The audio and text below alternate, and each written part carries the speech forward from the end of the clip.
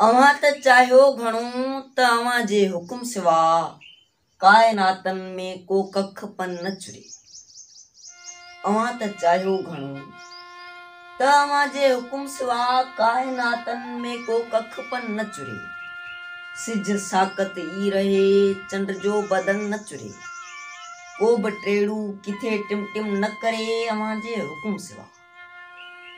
को बि टेड़ू किथे टिम टिम न करे अवां जे हुकुम सिवा।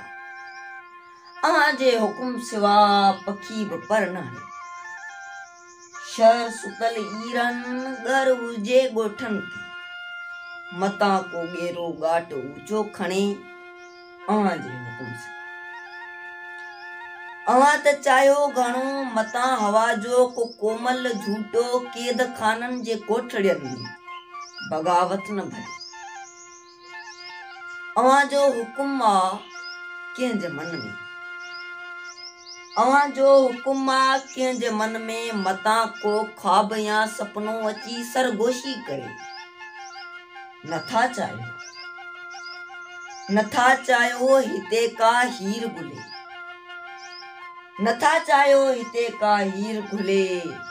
बाख जे नरम बदन ते करे का कितकाई। आसमान ते अवां जहिड़ी हुजे ऊंदहि छायल। किथां उभरेन ककर सुरमाई। अवां त चाहियो था आकाश साण अख भञी मतां कींजर जो को कंवल न खिले।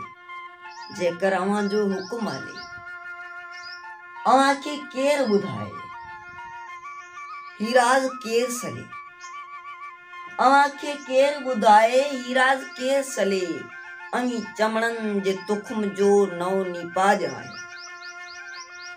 अवां ॾिसो न ॾिसो सिज निकिरंदा रहंदा। अवां ॾिसो न ॾिसो सिज निकिरंदा रहंदा।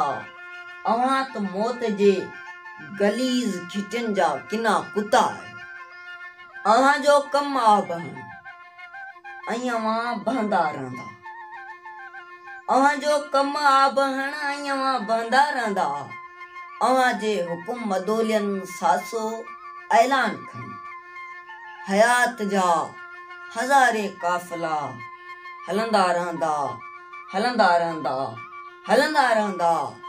अवां जे हुकुम सिवा हयात जा हज़ारे काफ़िला हलंदा रहंदा हलंदा रहंदा हलंदा रहंदा।